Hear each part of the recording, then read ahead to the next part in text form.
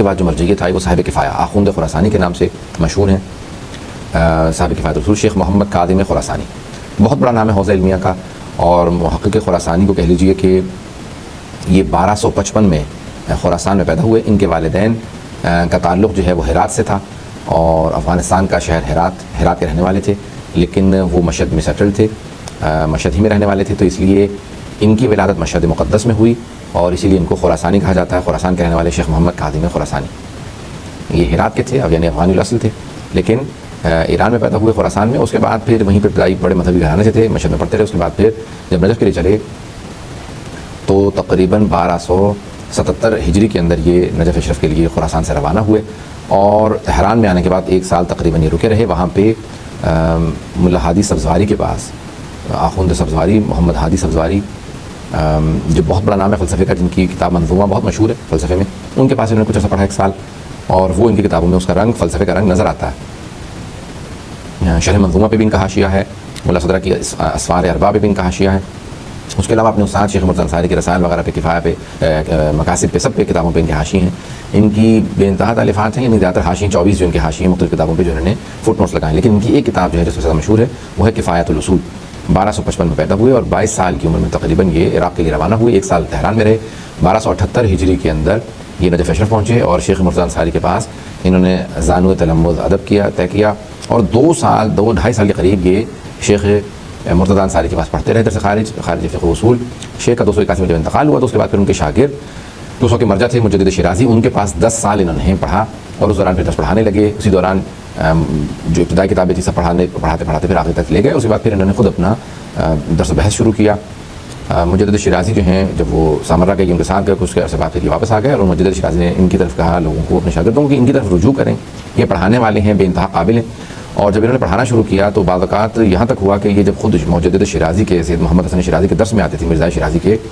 تو انہوں نے ایک مرتبہ خود استاد سے بحث کرنا شروع کی درس میں، اور کہا کہ یہ مسئلہ یوں ہے، اور استاد نے کہا، آخوند خراسانی نے کہا کہ مسئلہ یوں ہے، اور استاد مرزا شیرازی نے کہا کہ نہیں مسئلہ یوں ہے. یہاں تک کہ بحث ہوتی رہی، دونوں دلیلیں دیتے رہے، اور پھر یہ استاد کے احترام میں خاموش ہو گئے، بحث زیادہ نہیں کرنا چاہتے تھے. اگلے دن مجدد شیرازی نے اپنے سر درس میں آنے کے بعد یہ جملہ کہا کہ کل آخوند خراسانی نے جو کچھ کہا تھا وہ درست تھا اور میں غلط تھا. اور پھر انہوں نے جملہ کہا کہ جہاں پہ سب کی فکر کی انتہا ہوتی ہے وہاں سے آخوند خراسانی کے فکر کی ابتدا ہوتی ہے. تو آخوند خراسانی کو انہوں نے بہت تمجید کی، اور وہیں سے لوگوں کے لیے واضح ہونے لگا کہ یہ بے انتہا قابل و وارث شخصیت ہے. اصول فقہ میں ان کا کوئی مقابلہ نہیں ہے. اصول فقہ میں انہوں نے پھر پوری جو کتاب لکھی کفایت الاصول، ہماری ابھی بھی کفایت الاصول جو ہے وہ آخری کتاب مانی جاتی ہے، پچھلے 100 سال سے رائج ہے حوزے میں. 200 کے قریب اس کے اوپر شروع حاشیے اور مختلف لوگوں نے اس کے اوپر جو ہے وہ لفرسائی کی ہے. اور درس خارج کا متن جو ہے ان کے انتقال کے بعد ان کی کتاب بن گیا، کہ ان کی کتاب کے متن کو درس خارج ہے اسی کے گرد گھومتا ہے، اسی ترتیب سے چلتا ہے کہ تعریف، اصول فقی، اور پھر وہ اوامر و نواہی، مفاہیم، مطلق و مقید کی بحثیں، عموم و خصوص کی بحثیں، قطع و ظن کی بحثیں، اس طرح سے پورا کا پورا ان کا تعادل و تراجیح وغیرہ پورا کا پورا وہ بحثیں جو جس طرح سے انہوں نے لکھی تھی اس ترتیب سے باقاعدہ پھر یہ اصول فقہ میں بحثیں ہونے لگیں. تو جب 1312 ہجری میں انتقال ہوا مجدد شیرازی کا، یعنی تقریباً اب سے 125 سال پہلے، 120 سال پہلے، تو اس وقت آخوند خراسانی جو ہے ان کی مرجعیت اس لوگوں کے لیے ثابت ہوئی، اور وہ مرجع بنے 1312 ہجری میں. تقریباً اب سے کیونکہ اب یہ محرم جو جمعے کو شروع ہوگا یہ 1434 شروع ہو رہا ہے،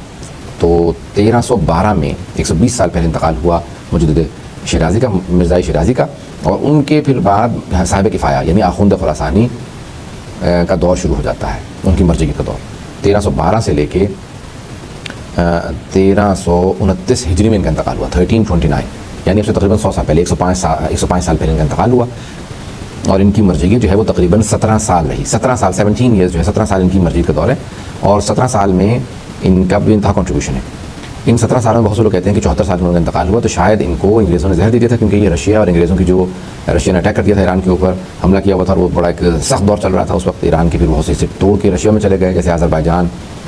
اور بہت سے ایران کے حصے جو ٹوٹ گئے ایران سے، پھر رشین اسٹیٹس اب جو آزاد ہو گئی ہیں تو وہ ایران کے حصے تھے سارے، جس پہ رشیا نے قبضہ کر لیا اور وہ پھر ٹوٹ گیا ایران سے. تو وہ دور چل رہا تھا 100 سال پہلے کا، 80 سال تک، یعنی بہت ایک طولانی جنگ رہی. اور قاجاری جو بادشاہ تھے ان کا وہ دور تھا، اور وہ ناصر الدین شاہ جو ہے مجدد شیرازی کے زمانے میں تھا. اس کے بعد پھر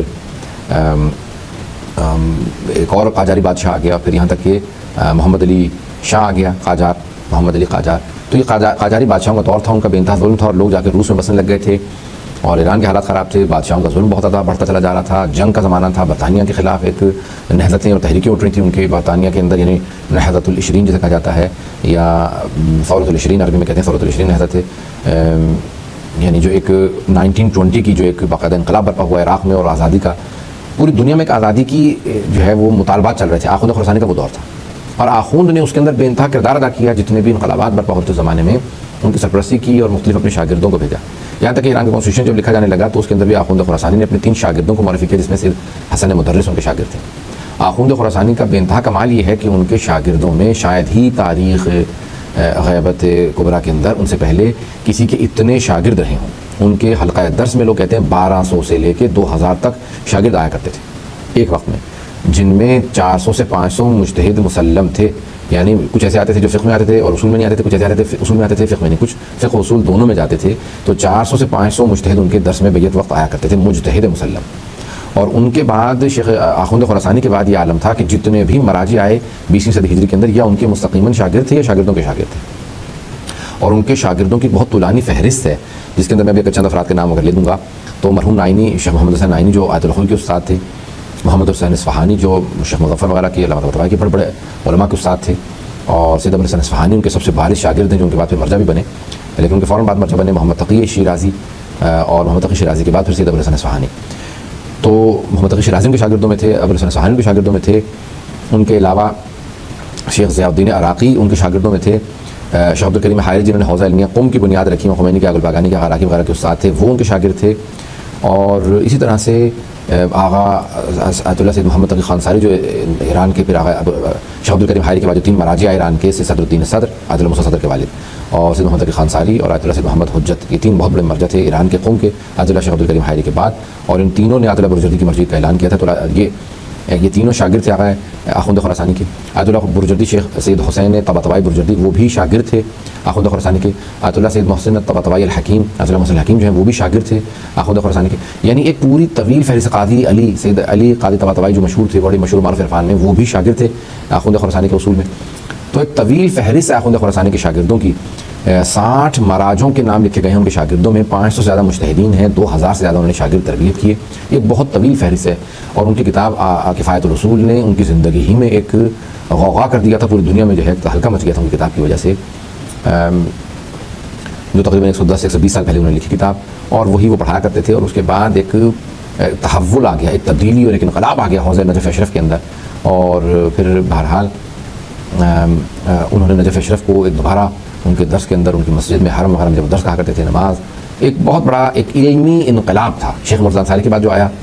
اس کو انہوں نے پروان چڑھایا اور ترقی دی، اور پھر سیاسی حالات کے اندر ان کا بے انتہا کردار رہا۔ تو آخوند خراسانی نے جو کنٹریبیوشن کیا ہے وہ اصول فقہ کے عنوان سے کیا ہے۔ اصول فقہ میں آخوند خراسانی کی کتاب کفایت الرسول اپنی مثال آپ ہے، اس کے بعد سے 100 سال گزر چکے ہیں، ویسی کتاب دوبارہ نہیں لکھی گئی، اور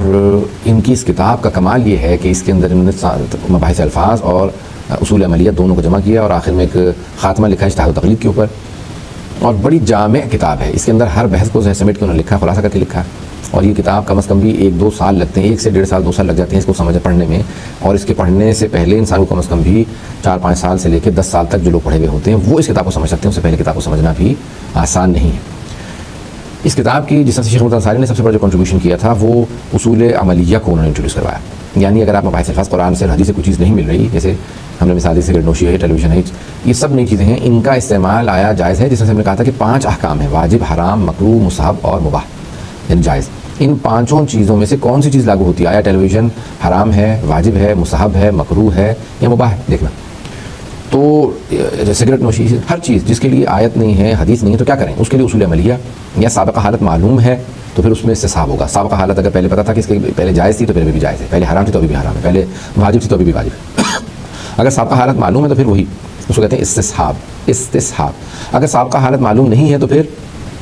اس میں احتیاط ممکن ہے، اگر احتیاط ممکن ہے تو پھر احتیاط کی جائے گی، اصالت احتیاط کے وہی جو آپ سمجھ رہے ہیں کہ اگر شک ہے کہ یہ حرام ہے تو پھر اس کو ترک کر دیں، اگر شک ہے کہ واجب ہے تو اس کو ضرور انجام دیں۔ اور مثال کے طور پہ 2 واجبات کے اندر جو ہے اگر ہو جائے شک کہ یہ مثال کے طور پہ نماز یہاں پہ قصر ہے یا تمام، تو پھر قصر بھی پڑھیں تمام بھی پڑھیں، یہ احتیاط ہے۔ تو اگر احتیاط ممکن ہو تو احتیاط کریں، اگر احتیاط ممکن نہ ہو تو پھر دو صورتحال ہیں، اصالت براعت ہے یا اصالت اشتغال۔ یہ اصالت اشتغال کا مطلب یعنی اس کو انجام دینا، اگر واجب پہ ہو تو پھر اس کو اشتغال، اور اگر حرام پہ ہو تو پھر اصالت براعت۔ اور بہرحال اس کی تفصیلات میں کوئی اجتہادی بحثیں ہیں، خلاصہ کر کے پیش کر رہا ہوں۔ تو یہ چار اصول اربعہ یعنی چار جو ہے نا یہ اصول عملیہ، یہ شیخ مرتضیٰ انصاری نے ان سے پہلے اس طرح سے نہیں لکھے گئے تھے جس طرح سے انہوں نے ان کو دریافت کیا، لکھا تفصیلی، بلکہ انہوں نے ان کو دریافت کیا اور انہوں نے احادیث کی روشنی میں، آیات کی روشنی میں، لا تنقضوا الیقین بالشک، یہ قرآن کی آیت سے کہ ان الظن لا یغنی من الحق شیئا، اس قرآن کی چھوٹی سی آیت سے انہوں نے پورا ڈیولپ کر دیا کہ شک جو ہے وہ حق تک پہنچنے میں کوئی مدد نہیں دیتا۔ تو انہوں نے کہا کہ لا تنقضوا الیقین بالشک، یعنی کبھی بھی یقین انسان کا شک کے ذریعے ٹوٹ نہیں سکتا۔ اور انہوں نے اصول کے اندر تین بحثوں کو پیش کیا رسائل کے اندر، قط و ظن و شک۔ قط یعنی یقین، ظن یعنی گمان قوی یعنی مور دین 50% لیکن 100% نہیں ہے، اور شک یعنی 50-50۔ جب انسان کسی مسئلے میں 50-50 ہو کہ یہ ہے نہیں ہے تو اس میں کیا پھر احکام ہوں گے؟ شک کی حالت کے اندر اصول عملیہ کو باقاعدہ استعمال کیا جاتا ہے۔ اب شیخ مرتضیٰ انصاری کے بعد پھر ان تمام کی تمام چیزوں کو پروان چڑھانے والے ان کی بحثوں کو ان کے شاگرد ارجمند اور ان کے فرزند ارجمند کہہ لیجیے کہ اس طرح سے کہ ان کے روحانی فرزند تھے آخوند خراسانی، انہوں نے پھر کفایت الاصول لکھی اور اس کے اندر پھر نئے مراحل میں اصول کو داخل کر دیا۔ تو اصول فقہ میں جو سب سے بڑے بڑے نام ہیں، وہ پہلا نام ہے شیخ مرتضیٰ انصاری کا، ان سے پہلے بڑے بڑے نام گزرے ہیں، لیکن شیخ کے بعد پھر گزشتہ اصول فقہ میں لوگ مطرح نہیں ہیں، پھر ان کی گفتگو نہیں کی جاتی۔ شیخ مرتضیٰ انصاری بہت بڑا نام ہے۔ ان کے بعد پھر آخوند خراسانی، جو جس مرحلے میں وہ لے گئے، وہ کہتے ہیں کہ وہ ایک یعنی کفایت الاصول لکھنے کے بعد آخری کتاب پھر انہوں نے لکھ دی۔ اس کے بعد پھر اعیان ثلاثہ ہیں، تین بہت بزرگ علماء ہیں، محقق نائینی ہیں، محقق اصفہانی ہیں، اور محقق ضیاء الدین عراقی۔ محقق نائینی شیخ محمد حسین نائینی، جن کی درس خارج کی بحثیں انہوں نے 2 مرتبہ درس خارج کے دورہ پڑھایا، 2 ان کے شاگردوں نے لکھا، پہلا شیخ کاظمینی نے، دوسرا سید ابوالقاسم خویات اللہ خوئی جو مشہور معروف آیت اللہ خوئی ہیں، انہوں نے اجود التقریرات کے نام سے ان کی تقریرات لکھی 4 جلدوں میں۔ تو یہ ایک بہت بڑا کنٹریبیوشن تھا اصول فقہ میں۔ دوسرا جو نام تھا شیخ محمد حسین اصفہانی، جنہیں محقق کمپانی بھی کہا جاتا ہے لیکن وہ برا مناتے تھے اس لیے محقق اصفہانی کہنا بہتر ہے۔ شیخ محمد حسین اصفہانی جو آقا بہجت کے بھی استاد تھے، بڑے بڑے شیخ مظفر کے استاد اور بڑے بڑے اساتین علماء ان کے شاگرد تھے، ان کے نظریات بے انتہا اہم ہیں۔ اور تیسرے شیخ ضیاء الدین عراقی، جن کی ہے مقالات الاصول، ان کی زندگی میں پہلی جلد چھپی تھی، 2 جلدوں پہ انہوں نے اصول خود لکھی ہیں اپنے نظریات۔ ان تینوں بزرگوں کے مراجعوں کے نظریات بے انتہا اہم ہیں۔ اور ان کے بعد پھر اگر ہیں نظریات تو سید الخوئی ہیں، آیت اللہ خوئی، جن کو امام الاصول کہا جاتا ہے، اور شہید باقر الصدر۔ یہ اصول فقہ کے اندر پھر یہ چند ایک نام ہیں جن کو بے انتہا اہمیت حاصل ہے۔ 5 افراد ہیں یا پھر 7 افراد ہیں، اکثر لوگ کہتے ہیں 5 ہی افراد ہیں، شیخ مرتضیٰ انصاری، آخوند خراسانی، آیت اللہ نائینی، آیت اللہ محمد حسین اصفہانی اور آیت اللہ ضیاء الدین عراقی۔ یہ 5 افراد نہایت اہم ہیں اصول فقہ میں۔ ان کے بعد پھر نئے نظریات یا آئے نہیں، یا آئے ہیں تو بہت ہی کم آئے ہیں، جیسے آقا خوئی نے بہت کم نئے نظریات دیے ہیں اصول فقہ کی حد تک میں بات کر رہا ہوں۔ اور پھر اس کے بعد اگر جو دیے ہیں تھوڑے بہت نئے نظریات تو وہ شہید محمد باقر الصدر نے، آیت اللہ شہید محمد باقر الصدر نے دیے ہیں۔ تو یہ 7 شخصیات نہایت اہم ہیں اصول فقہ میں، ان کے بے انتہا کنٹریبیوشن ہے۔ تو آخوند خراسانی ان ہستیوں میں سے ہیں کہ جن کے 400 سے 500 مجتہد درس خارج میں شرکت کیا کرتے تھے نجف اشرف میں، اور انہوں نے اس پیارے انداز سے بڑے بڑے مجتہدین کو تیار کیا کہ اپنی زندگی میں پھر انہوں نے ایک نیا دور شروع کر دیا، ایک علمی سفر شروع ہوا اصول فقہ اور فقہ کا، کہ فقہ کو صرف اور صرف حدیث کے پیرائے میں نہیں بلکہ حدیث کے بعد اگر کسی چیز میں کوئی گنجائش رہ جائے تو پھر وہ اصول فقہ کے پیراہے میں اس کو دیکھا جائے۔ آخوند خراسانی کا 1329 میں 1329 ہجری میں انتقال ہوا، اور بہت سے لوگوں کا یہ نظریہ تھا کہ ان کو زہر دیا گیا۔ اب سے تقریباً 105 سال پہلے کا انتقال ہوا، 104 سال پہلے، 100 سال پہلے انتقال ہوا تقریباً، اور ان کے بعد